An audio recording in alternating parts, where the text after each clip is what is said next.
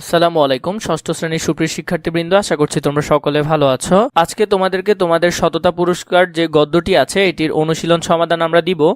চলো আমরা দেখি নিই এই যে সততা পুরস্কার যেটি আছে এই গদ্যের আমরা এখন অনুশীলন যে সমাধান রয়েছে সেটি ধারাবাহিকভাবে দেখব। তোমাদের যদি গদ্য নিয়ে ভিডিও প্রয়োজন হয় সেটি কমেন্ট করে জানাবে। তোমাদের মধ্যে বেশিরভাগই কমেন্ট করে বলেছে যে অনুশীলন সমাধানগুলো খুব তাড়াতাড়ি দেওয়ার জন্য, তাই আমি তোমাদের জন্য তোমাদের গদ্য পদ্য সবগুলোর অনুশীলন সমাধান ধারাবাহিকভাবে নিয়ে আসছি। চলো আমরা দেখে নিই। তোমরা যদি গদ্য পড়ে না থাকো তাহলে গদ্যটি ভালো করে পড়ে নিও, আর যদি ভিডিও দেওয়ার প্রয়োজন হয় তা কমেন্ট করে জানাতে পারো। এরপরে এই বিষয়গুলো নিয়ে যদি তোমাদেরকে এমসিকিউ বা সংক্ষিপ্ত প্রশ্ন দেওয়ার প্রয়োজন হয় তাও আমাকে জানাতে পারো, আমি সেগুলো তোমাদের জন্য রেডি করব। বহু নির্বাচনী প্রশ্নের মধ্যে দেখো প্রথমে কি রয়েছে। প্রথম প্রশ্নটি রয়েছে, ফেরেশতা কেন আরব দেশের লোকেদের কাছে এসেছিলেন? উত্তর হলো যে পরীক্ষা নেওয়ার জন্য এসেছিলেন। কিসের জন্য? পরীক্ষা নেওয়ার জন্য। অন্ধ ব্যক্তি ফেরেশতাকে সবকিছু দিতে রাজি হয়েছিলেন কেন? কারণ আল্লাহর প্রতি কৃতজ্ঞ থাকায়। কারণ কি হলো? আল্লাহর প্রতি কৃতজ্ঞ থাকায়। তাহলে 2 এর উত্তর হবে ক। এরপরে দেখো এখানে আমাদের একটি উদ্দীপক দিয়েছে এবং সেটি থেকে 3 এবং 4 প্রশ্নের উত্তর করতে বলেছে। আমরা একটু দেখে নিই। নন্দীপাড়া গ্রামের নওশাদ পরোপকারী মানুষ, মানে অন্যের উপকার করে। এই তো সেই দিন প্রতিবেশী কাশিমের বাড়িতে আগুন লাগলে নিজের জীবনের ঝুঁকি নিয়ে কাসিমকে নিশ্চিত মৃত্যুর হাত থেকে উদ্ধার করে নওশাদ। এর কিছুদিন পর নওশাদ একটি দুর্ঘটনায় হাসপাতালে যখন চিকিৎসাধীন, তখন কাসিম নিজের রক্ত দিয়ে নওশাদকে সুস্থ করে তোলেন। উদ্দীপকে কাসিমের সাথে সততার পুরস্কার গল্পে কার সাদৃশ্য রয়েছে? এখানে এটির উত্তর হবে অন্ধ লোকটি। সততার পুরস্কার গল্পে কার সাদৃশ্য রয়েছে? এখানে অন্ধ লোকটি হবে। উদ্দীপকের কাসেমের সাথে সততা পুরস্কার গল্পে যে দিকটি প্রকাশ পেয়েছে তা হলো নৈতিক মূল্যবোধ প্রকাশ পেয়েছে, ঠিক আছে, পরোপকার প্রকাশ পেয়েছে এবং কৃতজ্ঞতা বোধও প্রকাশ পেয়েছে। তাহলে উত্তর হবে ঘ নম্বরটি। তিনটি কি হবে? এখানে উত্তর হবে। পরবর্তী দেখো, এখানে অনুশীলনে আমাদেরকে একটি সৃজনশীল প্রশ্ন দিয়েছে। এই সৃজনশীল প্রশ্নটির উত্তর আমরা দেখব এবং তোমাদের যদি কিভাবে সৃজনশীল লিখতে হয়, কয় মিনিটে লিখতে হবে, কিভাবে লিখতে হবে সেটি নিয়ে জানার ইচ্ছা থাকে তাহলে ডিসক্রিপশন বক্সে আমাদের সেই ভিডিওটির লিংক থাকবে, তোমরা সেখান থেকে চাইলে দেখে নিতে পারো। কারণ সময় মতো ঠিকভাবে তোমাদেরকে তোমাদের সৃজনশীল লিখতে হবে। চলো আমরা আগে উদ্দীপক পড়ে নিয়ে এরপর এটির সমাধান আমরা দেখব। কালাম, আবুল ও হাফিজ একই গ্রামে বাস করে। তাদের অবস্থা তেমন ভালো নয়।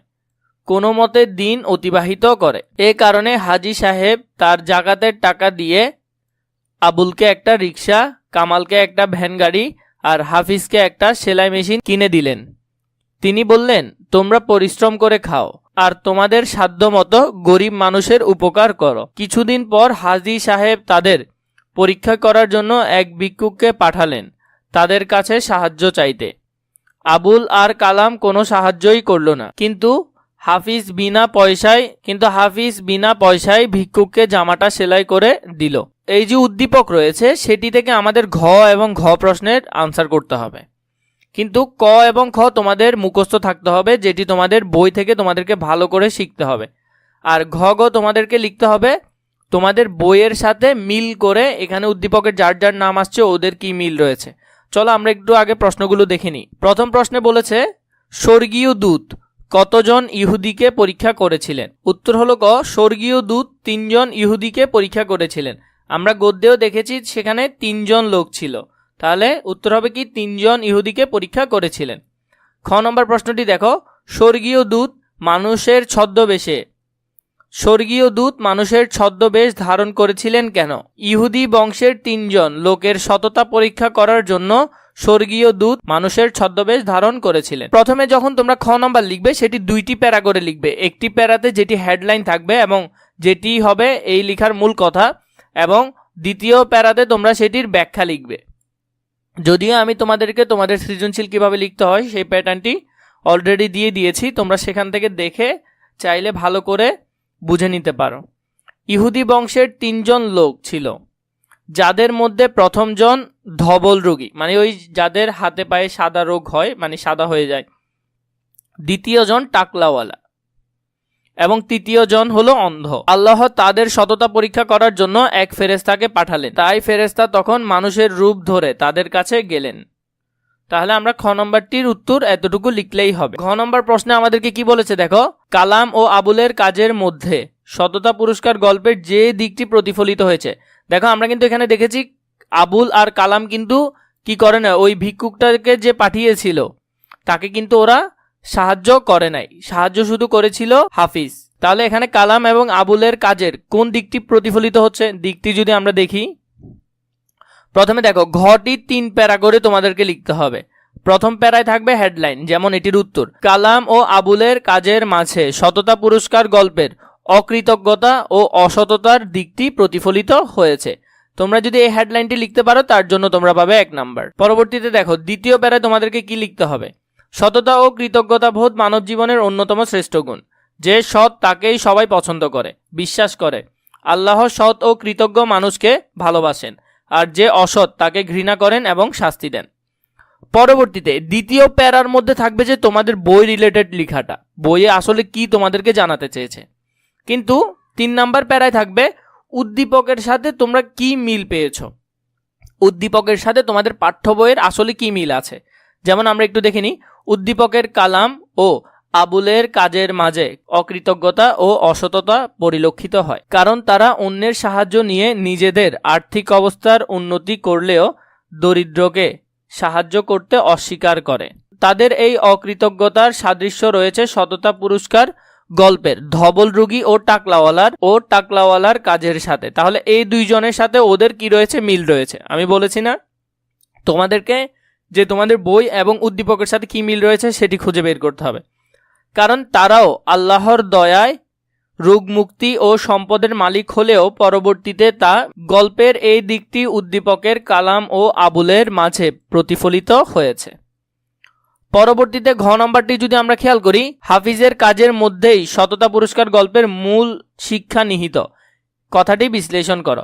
এই যে হাফিজ ছিল যে পরবর্তীতে আসলে সাহায্য করেছে, আসলে সততা পুরস্কার গল্প যে ওই বিষয়টি বোঝাতে চেয়েছে বা মূল শিক্ষা দিতে চেয়েছে সেটি আমরা এখন বিশ্লেষণ করব। প্রথমে তোমাদেরকে বলে রাখি, এই যে বিশ্লেষণ পার্ট রয়েছে এটি কিন্তু 4 ভাগে বিভক্ত। ঘ নম্বরটি তোমাদেরকে 4 প্যারায় লিখতে হবে, তার জন্য তোমরা পাবে 4 নাম্বার। প্রথমে লিখবো আমরা হেডলাইনের মধ্যে দেখি, হাফিজের কাজের মধ্যেই সততার পুরস্কার গল্পের মূল শিক্ষা নিহিত। মন্তব্যটি কিন্তু যথার্থ, তোমাকে এরকম একটা হেডলাইন দিতে হবে যে কথাটি আসলে যথার্থ। পরবর্তীতে দেখো এখানে যে আমরা দ্বিতীয় প্যারাটি লিখেছি, আসলে এখানে যে বইটি ছিল এটি খুবই পুরাতন বই, তো তার জন্য এখানে হয়তো উই পোকা কি করেছে বইটা খেয়ে ফেলেছে, তার জন্য আমরা একটা কোনোরকম মিলিয়ে পড়ার চেষ্টা করব। আসলে সরি, কিছু করার নেই, এখানে আমি তাও তোমাদের জন্য পুরাতন বই কালেক্ট করে উত্তরগুলো আসলে খুঁজে বের করেছি। আপাতত এটিতে একটু সমস্যা, কিন্তু বাকিগুলো মোটামুটি আল্লাহর রহমতে ঠিকই আছে। তো আমরা দেখিনি, চলো। এখানে হয়তো হতে পারে যারা ভালো কাজের সময় মানুষের পাশে দাঁড়ান, উপকারীর উপকার করেন, আল্লাহ তাদের পছন্দ করেন, তাদের জীবনে সুখ শান্তি দান করেন, এই ধরনের কিছু হতে পারে। এক্সিট হবে সেটা বলছি না, হতে পারে। তাও তোমরা চাইলে আমার কথার সাথে মিলিয়ে লিখে নিতে পারো, যাতে তোমাদের পরীক্ষায় লিখতে কিছুটা সুবিধা হয়। এখানে হতে পারে উদ্দীপকের যে হাফিজ ছিলেন সৎ ব্যক্তি, এরকম কিছু হবে। সে অন্যের সাহায্য নিয়ে নিজের অবস্থার এবং কৃতজ্ঞ চিত্তে সেই উপকার মনে রেখেছেন, মানে যে তাকে উপকার করেছিল তার কথা মনে রেখেছেন এবং সে ভিক্ষুককে জামা সেলাই করে দিয়েছে, এটা আমরা উদ্দীপকে দেখেছি। তোমাদের ঘতে 4 নাম্বারের জন্য 4টা প্যারা দিতে হবে। এখন এগুলো বোঝার জন্য তোমরা চাইলে আমার সৃজনশীল পর্ব যেটি আছে ভিডিওতে এখানে ডিসক্রিপশন বক্সের নিচে থাকবে, তোমরা সেখান থেকে দেখে নিও, সেটি তোমাদের বেশি কাজে আসবে। কারণ পরীক্ষার হলে বসে টাইম ম্যানেজ করাটা খুবই টাফ, কিভাবে লিখতে হবে সেই বিষয় নিয়ে আমরা ওইখানে বিস্তারিত আলোচনা করব। ভিক্ষুকের জামা সেলাই করে দিয়েছে, এই সততা এবং ভালো কাজের মধ্যেই সততার পুরস্কার গল্পের মূল শিক্ষা নিহিত। আসলে আমাদের এটা থেকে শিক্ষা নেওয়া দরকার যে পৃথিবীতে কত মানুষই আমাদেরকে সাহায্য করে, তো আমরা যখন সাহায্য পেয়ে কিছুটা বড় হয়ে উঠি তখন তো ওইসব মানুষদেরকে ভুলে যায়, এবং আমার মতো যাদের অবস্থা হয়েছে, যাদের এখন সাহায্য প্রয়োজন, ওদেরকে কিন্তু আমরা পরবর্তী সময় আর সাহায্য করতে চাই না, কারণ আমাদের অনেকের মনেই কি হিংসা ঢুকে যায় তার কারণে। এরপর দেখো শেষ প্যারায় তোমাদেরকে তোমাদের যুক্তিটা দিতে হবে, আসলে কেন বিষয়টা কি আসলে যথার্থ কিনা। সততার পুরস্কার গল্পে সৎ ও অসৎ উভয় কাজের বর্ণনা এবং এর পরিণতি আলোচিত হয়েছে। ধবল রোগী ও টাকলাওয়ালা তাদের অকৃতজ্ঞতা ও অসততার জন্য শাস্তি পেয়েছে এবং অন্ধ ব্যক্তি তার সৎ কাজের জন্য পুরস্কার পেয়েছে, কারণ সে কৃতজ্ঞ চিত্তে আল্লাহর দানের কথা স্বীকার করে অসহায়কে সাহায্য করেছে। গল্পের এই শিক্ষণীয় দিকটি উদ্দীপকের হাফিজের কাজে প্রতিফলিত হয়েছে, তাই বলা যায় প্রশ্নোক্ত মন্তব্যটি যথার্থ। এই ধরনের তোমাদেরকে সুন্দর করে গুছিয়ে তা লিখতে হবে।